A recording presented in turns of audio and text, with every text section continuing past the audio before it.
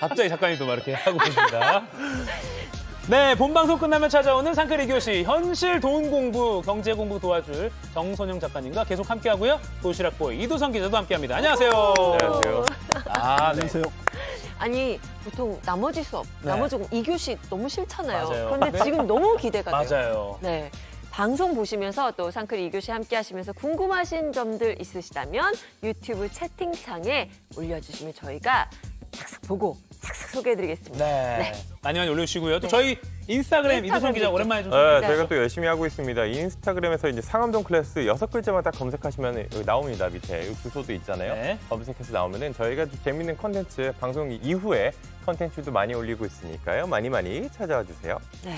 와, 사실 이제 본격적으로 들어가면 작가님이 아들아 돈 공부해야 한다라는 책을 쓰셨어요. 예. 그럼 이제 일단 이 말은 아버지로서 아들에게 돈 공부를 성공했다는 예. 자신감에 쓰신 책이겠죠. 그렇죠. 일단 자녀가 어떻게 되시나요? 아들만 둘입니다. 둘, 동생 끝에. 아들 둘. 아들들아라고 하셨어요. 둘 중에 장남에게만 하죠.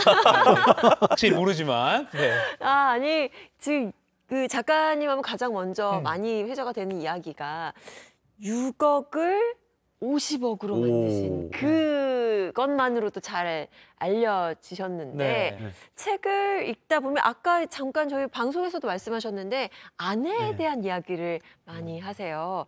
이 50억을 만들기까지도 아내의 역할이 아주 중요했다 이런 이야기도 하셨는데 이 아내와 함께 책도 쓰시고 하셨던데. 그럼 네, 결국 맞습니다. 아들아 부인을 잘 만나라인가요? 결혼을 잘해라. 결혼을 잘해라? 사실은 아들아 돈 공부 내에도 그런 얘기가 있어요. 그 결혼은 사랑의 서약이 아니라 경제적 계약이다. 이렇게 해서 결혼마저 사실은 경제적으로 계약함으로 해서 아이들이 경제적인 문제점들을 갖다가 좀 극복할 수 있게 그런 얘기까지도 책에도 쓸 정도로 부부가 만나는 게 굉장히 중요한 것 같습니다. 근데 그럼 아내분이 정확히 어떻게 조언을 하셨길래 그 50억을 만드는데 가장 큰 공헌을 하셨다고 말씀하시는 거예요? 그러니까 저는 돈 버는 거 이외에 한 게 사실은 없어요. 오. 그러니까 직장 다니면서 직장을 한 25년 동안 다니면서 돈 버는 게 없는데 돈 버는 거밖에 안 했는데 나머지 부분도 지출, 저축, 대출, 투자 이 실전적인 것들은 다 아내가 했고요. 그러니까 실전 감각은 그래서 아내가 더 뛰어나다고 생각해서 아내 말을 좀 잘 따르는 스타일입니다. 그럼 여기서 틈새 질문. 예. 그 돈 버는 거 외에 돈 관리 외에도 아내의 말씀을 잘 들으시나요? 그건 좀 많이. 왜요? 그건 쉽지 않더라고요. 왜 잠깐 눈시울이 붉어지시는 거 알겠습니다. 공감하시는 거예요? 네, 아닙니다. 우리 다 행복합니다. 너무 행복한데요, 왜요? 네. 자, 일단 작가님은 네. 돈 공부에는 좀 어떻게 아까 좀 직장 생활을 하셨는데 오랫동안 어떻게 돈 공부에 관심을 갖게 되셨어요?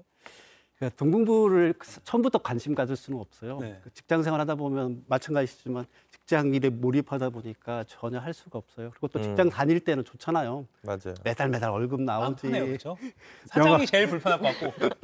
명함이 있으면 이 명함 가지고 어디 가면은 기본적인 사회적 지위를 대변해주지. 네. 그리고 또 직장 내에서 이렇게 좋은 분들 만나가지고 이렇게 얘기하다 보면 인맥 튼튼하다고 생각하니까 전혀 돈 공부에 대해서 생각을 안 하잖아요. 대부분의 사람들이. 네. 근데 딱 퇴직을 딱 하니까 순식간에 월급, 명함, 인맥 이게 다 사라져 버리더라고요. 그러니까 저 혼자만 그 사회적으로 죽음을 당하는 듯한 이런 느낌이 딱 드는 순간에 그러면 내가 뭘 믿고 가야 될 건가 놓고 보니까 두 가지 남아 있는 게 돈과 가족이더라고요. 가장 튼튼한 안전판은. 그래서 이 돈 공부를 해야 되겠다는 생각은 사실 퇴직 이후에 했어요. 그 이전까지는 돈 공부보다는 일 공부를 열심히 했어요. 어떻게 좀 늦게 그냥 이렇게 퇴직 이후라면 늦게 하신 건데. 네네. 저희도 진짜 정신 바짝 차리고 지금이라도 진짜 정신이죠. 공부하겠어요. 아니 실제로 방송할 때 또 아들에게 하는 이야기다 보니까 이가요 앵커가 정말 메모를 하고 정말 열심히 하셨는데 폭로. 네, 본격적으로 저희가 얘기를 해보겠습니다. 네. 부자가 되기 위한 1단계로 종잣돈을 이야기를 하잖아요. 근데 이 종잣돈을 어떻게 마련을 해야 되냐. 이걸 만들기 위해서도 능력이 맞아요. 있어야 되는 거 아니냐. 종잣돈 만들어야 된다는 거 솔직히 다 알아요. 저도 알죠. 그렇죠. 어떻게 해야 되나요, 작가님? 요새 그 피지컬 100이라는 예능 프로그램 혹시 보셨나요? 예, 넷플릭스. 그 처음에 시작할 때 거기에 보면 이런 인트로가 딱 떠요. 쾅쾅쾅 하면서 뜨는데 뭐냐면 인간의 몸은 거짓을 말하지 않는다. 스스로 쓴 고통의 역사이자 그 결과물이다. 이렇게 쓰더라고요. 근데 전 재테크 이 경제 분야에서도 이거는 그 말에 비슷한 것 같아요. 그러니까, 정직한 노력. 예, 경제에서 이 종잣돈은 거짓을 말하지 않는다. 스스로 쓴 고통의 역사이자 그 결과물이기 때문이다.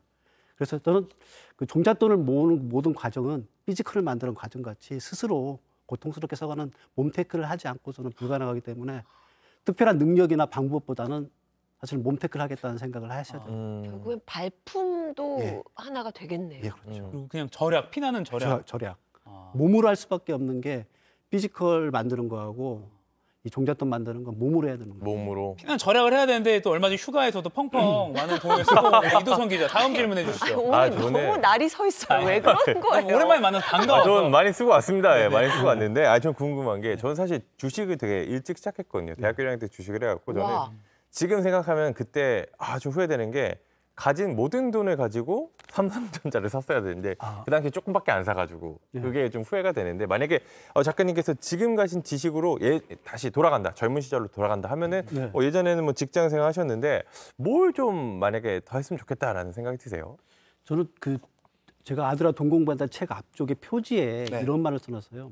직원으로 시작해라. 그러나 직원으로 살지 마라. 이런 말을 해놨는데, 저는 다시 또 그대로 돌아간다 하더라도, 지금에 가지고 있는 지식을 그대로 돌아간다라도 일단 직원으로 시작할 거예요. 근데 사실 직원으로 살지 않을 거예요. 그러니까 지금 가지고 있는 돈과 경제에 대한 지식을 통해 가지고 빠르게 사업가, 자본가로 가의 삶으로 전환하는 작업들을 할 거예요. 그래서 저는 생각에 뭐 지금은 한 50억 정도 자산을 가지고 있는데 그 뒤로 영이 한 2개 더 버틸 수 있게 그렇게 좀 하고 싶어요. 만약에 다시 젊은 지금 나라 가지셨다는 건 간다면. 아니고. 네. 예. 아니 근데 방금 그 얘기 듣고 이가게 눈빛이 좀 달라져가지고. 사장님. 직원입니다. 저도 직원이. 그리고 저희 또 개국 네. 개국 멤버잖아요, 두 분은 또. 입사 개국대 다시 동기인데 열심히 해야죠, 열심히. 네, 열심히. 화이팅. 네. 자, 여기 잠깐 우리 유튜브로 질문들 좀 올라오고 그래서 있어요. 제가 좀 보고 있었는데 네네. 황지연님께서 이런 얘기를 하시네요. 아이들 나이대별로 유치원생, 뭐 초, 중고 경제 개념을 좀 똑같이 알려줘야 되냐, 아니면 나이대별로 좀 다르게 알려줘야 될 게 있냐, 뭐 이런 게 궁금하신가 봐요. 나이대별로 그 시기에 맞춰서 하는 부분들을 좀 구별돼서 해야 되겠죠. 그러니까 처음에 아이들은 아까 말한 대로 24개월 정도 이제 소유 개념이 생겼다면 다 내 거예요. 그러니까 형의 장난감도 내 거, 아빠의 태블릿도 내 거. 맞아요. 근데 이런 아이들한테 얘기해 주죠. 이거의 소유권은 형이 가지고 있고 내가 가지고 있고, 그래서 이 소유권에 맞춰를 빌리면 너가 그만한 가치를 제공했을 때 이걸 사용할 수 있다. 이런 걸 갖다 이제 그때는 이제 그 방식으로 해서 얘기해 주고요. 그 이후에 이제 조금이라도 인식이 좀 높아가면 그때마다 이제 소득에 대한 것들, 지출에 대한 것들, 그다음에 투자에 대한 것들, 이런 것들을 차례차례 이제 레벨을 높여가는 단계로 해야죠. 처음에는 가벼운 소유 개념부터 시작하는 게 맞다고 봅니다. 소유 개념부터. 네. 그 투자 같은 거는 언제쯤 알려주는 게 좋을까요? 투자 같은 경우는 그 보통의 경우에 대부분 다 기본적인 인식이, 수학적인 인식이 뜨는 시기가 고등학생 정도 돼야 되기 때문에 고등학생 정도부터 투자에 대한 개념들을 좀 얘기해 주는 게 훨씬 더 낫다고 생각합니다. 뭐 주식이나 약간 구체적으로. 네, 네. 제가 생각했던 것보다 훨씬 이른가요? 네, 예. 훨씬 이른 시기에. 저는 사실 재테크에 눈을 뜬 게 초등학생 때거든요. 그때만 해도 이제 IMF가 있었기 때문에 그 저축 연이율이 높았잖아요, 이자가. 그래서 그때 저희 학교에 그 한 달에 뭐 3만 원씩인가 이렇게 계속 6년 동안 붙는 게 있어요. 저는 분명히 한 달에 3만 원씩 냈는데 졸업할 때 그 돈을 돌려주는데 몇 배가 돼 있는 걸 보고 정말 충격을 받았거든요. 아하. 근데 그런 그런 교육이 충격에서 더 그걸 활용했어야 되는데 그게 좀. 그걸 이제 어머니가 가져가시죠. 숫자만 보고 저는. 그러니까 가장 그 경제를 하면서 가장 큰 충격이 뭐냐면요. 대부분의 경우에 우리 머릿속에 노동을 제공하고 돈을 벌겠다는, 그러니까 그 노동의 제공에 대한 대가로 돈을 벌겠다 그러는데 어느 순간에 보니까 자본이 자본을 보는 이런 형태, 이걸 받는 순간 이제 충격을 받는다. 그게 바로 이제 투자의 개념이거든요. 저 6학년 때. 네. 그런 것들이 시기가 보통 이제 뭐 이렇게 빠르게 6학년 때도 들 수 있지만 중학교 때, 고등학교 때, 어떤 친구들은 대학교 때도 들 수 있으니까 그 시기에 맞춰 가지고 교육을 한다 그러면 아이들이 몸으로 익히는 부분들이 훨씬 빠를 거예요. 현실 속에서. 신기하다. 그러니까 우리가 문제점이 뭐냐면 현실 속에서 공부를 가르치는 게 아니라 이론적인 얘기들만 맞아요. 계속 하기 때문에 그러니까 책 속에 그냥 머물러 있는 거예요. 맞아요. 책이 현실로 들어오지 못하기 때문에. 바로 그 부분인데, 그러니까 자녀 아까 아들이 두 분 있다고 말씀하셨으니까 직접 경제 교육을 하신 건가요? 학창 시절 때 애들이 커 나갈 때? 그러니까 부부가 좀 역할을 나눠 가지고 했었어요. 아내의 경우에는 실전 교육을 좀 그러니까 저는 이제 직장을 다니기 때문에 직장에 다니고 있는 부분들은 아내가 실전적인 부분들을 주로 했고요. 그리고 저는 이제 직장에 갔다 와서라도 이론적인 얘기들 저는 이제 경제에 대해서 관심이 있었으니까 경제에 대한 이론적인 얘기를 했습니다. 예를 들어 설명한다 그러면 와이프는 그 종잣돈을 모으기 위한 절약 정신에 대해서는 강조했는데 경제에서 절약이라는 게 굉장히 중요한 키워드죠. 네. 그걸 갖다가 몸으로 아이들한테 가르쳐주는 작업을 하고요. 그러면 절약을 해서 종잣돈을 만드는 게 왜 중요하냐? 이건 저는 이제 이론적으로 눈덩이 효과 해가지고 눈을 기본적으로 크려고 그러면 눈덩이를 이만큼 뭉쳤을 때 훨씬 더 크게 눈덩이가 커져간다. 그런 효과를 갖다 이론적으로 설명해 주니까 아이들의 이해도가 좀 빨라 온 것 같아요. 아까 말씀하셨던 채덕지에서 채를 네. 아내께서 담당을 하시고 지를 선생님께서 담당을 네. 하신 건데 이제 문제는 그거잖아요. 부모님이 열정으로 가지고 뭐 이렇게 실전을 해야 되고 어떻게 해야 되고 이론을 열심히 설명해 주시는데 아이들이 이걸 안 맞아요. 따라오면 이거는 그냥 아무 소용이 없는 거잖아요. 네. 아드님들께서 잘 잘 따라오시죠. 따라오던. 제가 살아오면서 이렇게 두 가지가 잘 안 되더라고요. 첫째 부분이 골프가 잘 안 되고요. 아, 네. 둘째 부분은 자식 교육이 잘 안 돼요. 아, 맞아요. 순간적으로 저희 어머니랑 얘기하는 줄 알았어요. 부모님들 단골 멘트. 네. 둘 중에 하나가 네. 그 부분. 그러면 그러니까 잘 안 됐으면 그러니까 어떻게 보면 이 책은 실제로 완성되지 않았던 것도 아드님께 적용이 안 됐던 것도 있는 거네요. 그렇죠. 그러니까 모든 과정들을 그냥 기록해놓은 책이 아들아 돈 공부해야 된다. 그러니까 아들아 돈 공부해야 된다 책 자체가 어떻게 보면 경제에 대한 기본적 이론들을 얘기한 게 아니라 그동안에 해왔던 경험들, 제 경험들 이 얘기를 갖다가 넣어줬습니다. 그렇기 때문에 아이들이 좀 이해하기 쉽게 그렇게 된 거죠. 그러니까 유튜브, 작가님의 경험담과 네. 약간의 가슴 아픈 실패담이 네. 엮어져서 네. 책이 탄생을 한 거네요. 네, 유튜브에서도 계속 질문 올려주고 계신데 네. 김민정님이 뭐 중학생은 경제 개념 어떻게 하냐 뭐 이런 말씀도 해주셨는데요. 사실 이 경제 개념이라는 건 사실 애들이 재미를 느껴야 사실 네, 잘 가장 배울 중요한 수 있을 포인트가 것 같은데 흥미입니다. 흥미. 어떻게 해야 애들이 좀 흥미를 느낄 수 있을까요? 저도 그게 고민인데 흥미로운 걸 애들한테 줄 수 있는 노하우는 사실은 지금 저는 발견을 못했는데 한 가지는 있어요. 흥미가 아니라 효과적인 방법은 있더라고요. 어떤 건가요? 효과적인 방법은 꾸준함인 것 같아요. 계속 꾸준하게 해오다 보면 어느 순간 애가 거기에서 흥미를 느끼고 재미를 찾기 시작하더라고요. 우리 둘째가 그런 것 같아요. 우리 둘째는 지금 자기가 돈을 버는 걸 쓰지도 않고 종잣돈을 모아가지고 적금도 해서 지금 한 2, 3천만 원을 갖다 지금 오. 모으더라고요. 그러고 난 다음에 돈을 더 모으겠다고 아르바이트도 시작하고 그러니까 그런 재미를 갖다가 나중에 스스로가 찾더라고요. 그래서 그 이전까지 저희 부부가 꾸준하게 해왔던 경제에 대한 얘기들이 네. 걔 몸에 쌓인 거 아닌가 싶습니다. 그래서 다른 꾸준함이라고 부모님도 하셨지만 모이는 재미가 예. 느껴져야겠네요. 그렇죠. 뭔가가 이렇게 내 통장이든 어딘가에 네. 숫자로라도 이렇게 네. 불어나는 그렇죠, 거를 그렇죠. 내가 네. 눈으로 봤을 때 네. 그 쾌감을 느꼈을 때 그러니까 그걸 어떻게 부모가 해주느냐 그게 가장 핵심 포인트인 것 같습니다. 그래야지 흥미가 일어나요. 둘째 아드님은 나이가 혹시 오늘 23살입니다. 아 23살에 벌써 오. 예. 그걸 많이 몇 천만 원을 갖고 오, 있는 대단하네요. 대단하네요. 지금 유튜브에서 서귀포 귤사랑님께서 아까부터 말씀 주신 게 1교시에 그러니까 본방송 때 그 5가지 통로를 다시 한번 말씀해달라고 예. 하셨는데 다시 한번 말씀 좀 소개 좀 해주시죠. 이게 중요하다. 이거 돈이 우리하고 연결되는 통로 보시면 네. 돈이 들어오는 소득의 통로가 있고요. 네. 돈을 쓰는 지출의 통로. 이 돈이 또 쌓아가는 저축의 통로. 그리고 그것만으로도 안 되기 때문에 남의 돈을 빌려서 쓰는 대출의 통로. 네. 그리고 돈이 돈을 벌어주는 투자의 통로. 이 5가지 통로를 정확하게 현실 속에서 경험해야만이 경제에 대한 기본적인 이해가 개인이 할 수 있는 거죠. 5가지 통로. 네, 제가 열심히 또 적어봤습니다. 아, 이건 좋습니다. 절대 잊지 않기 위해서. 네. 요 통로 우리 서귀포 발음이 어렵죠? 서귀포 귤사랑. 귤사랑님. 네. 네. 제주도에 아마 계신 것 같은데 잘 알아들으셨으면 좋겠습니다. 자, 다음 또 질문을 드린다면 돈 공부는 그러니까 저도 공감해요. 삶의 어떤 본질을 공부하는 것이다라는 네. 말씀을 하셨는데 네. 이건 정확히 어떤 의미인가요? 그 우리가 보통 인생을 살아가면서 8대 요소가 있는 것 같아요. 생로병사, 네, 그 그다음에 다음에 희노애락. 아. 이게 인생의 가장 중요한 핵심 요소이잖아요. 네. 근데 그 핵심 요소 안에 돈이 자리 잡고 있는 것 같은데 근데 대부분의 사람들은 아니라고 부정을 많이 하잖아요. 저도 아니라고 부정을 했어요.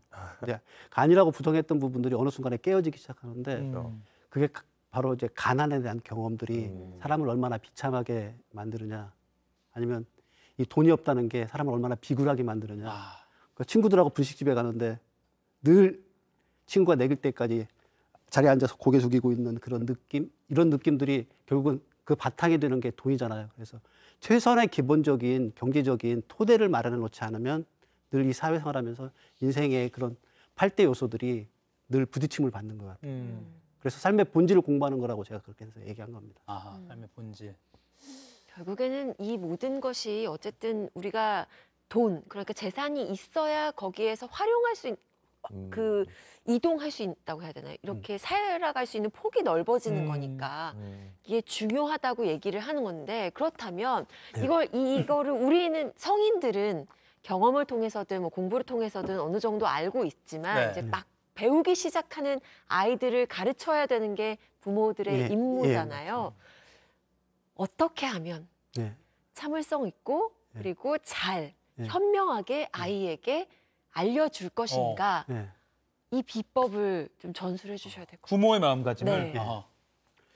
부모들이 한 가지를 명심하셔야 되는데 저는 그 얘기를 코이잉어의 법칙으로 좀 설명을 해드리고 싶어요. 코이잉어요. 코이잉어 아시죠? 코이는 아는데. 일본 비단잉어라고. 네네네. 일본 비단잉어라고 코이잉어. 근데 이 코이잉어는 어항에서 이렇게 자라게 되면 한 10cm 정도밖에 안 자란다고 그러고요. 근데 이게 연못에서 자라면 20cm 정도 자라요. 근데 이게 강에서 자라면 110cm가 자라거든요. 환경에 따라. 그래서 환경에 따라서 크기가 달라요. 그럼 우리 아이들한테 가장 중요한 경제 환경은 누구냐면 부모예요. 그래서 이 부모가 어떤 환경을 가지고 있느냐가 아이의 성장을 절대적으로 바탕이 됩니다. 그래서 부모가 만약에 어항 같은 환경을 만든다 그러면 아이들은 10cm밖에 자라지 않겠죠, 경제적으로. 그다음에 연못이라면 20cm. 근데 강이라면 110cm까지 이렇게 크게 자라날 거예요. 이런 코이잉어의 법칙이 정확하게 아이들의 성장 곡선에 그대로 적용되는 것 같아요. 그래서 부모들이 이렇게 코이잉어의 법칙이 적용된다고 생각하고 공부하시고 그리고 실질적인 애들 교육하시고 하겠다는 그런 마음이 기본적으로 가지고 있어야만이 아이는 성장하는 것 같습니다. 결국에 내가 잘해야 자녀도 잘할 수 있는 거네요. 그리고 강처럼 바다처럼 환경을 만들어주는 게 중요하다. 뭐가 좀 막중한 책임감을 느끼고 계시는 것 같아요. 아니 그 자녀를 위한 그 비과세 재테크 통장 만들어주기로. 그거부터 안 하고 있어요 지금. 그러니까 사실은 오늘 지금 작가님도 뵀지만 다시 한번 작가님 만나보기 또 좋았던 게 이런 구체적인 뭐 실천 지침도 중요하지만 중요하다는 거 알았지만 의지가 없었는데 의지를 다시 한번 일깨우셨다는 것만으로도 오늘 시간이 굉장히 값진 시간인 것 같습니다. 네, 그러니까 이야기를 쭉 작가님 말씀을 곱씹어 보면 아이들뿐만 아니라 어른들도 충분히 활용하고 다시 생각해 볼 수 있는 내용인 듯합니다. 저도 오늘 이 원고를 다시 들고 가서 방송 끝나고 다시 한번 찾아봤어요. 잠깐만, 되게 적으시더라고요, 뭔가. 강 바다라고 적어놨어요. 해놨어요. 이도성 기자는 펜이 없어서 못 적으셨는데 저는 머릿속에 다. 근데 강에서 키가 190이잖아요. 바다에서 자랐어요 이미. 아무튼. 네, 오늘 너무너무 아쉽지만 말씀 여기까지 듣겠습니다. 정선용 작가 그리고 문방송 유튜브까지 함께해 주신 우리 시청자 여러분. 상크리 분들. 상크리 분들 고맙습니다. 네, 상크리 2교시는 월수금 본방송 후에 바로 이어지니까요. 수요일 날도 잊지 마시고요. 저는 일단 이번 주 수요일은 3일절이군요. 그렇네요. 이번 주 수요일은 3일절이라서 유튜브 방송 없는데 본방송 합니다. 네, 내일 화요일은 또 어김없이 아침 8시에 본방송에서 다 같이 인사드리겠습니다. 작가님, 제가 오늘도 하면 다 같이 상크라세요라고 해주시면 됩니다. 가면적으시겠지만. 지금 작가님 만반의 준비를 다 하셨어요. 원고 내려놓으셨고요. 자, 오늘도 상크라세요. 고맙습니다. 아들아, 공부해라. 아들이 없지만 저는. 막 중하겠네요. 얘들아.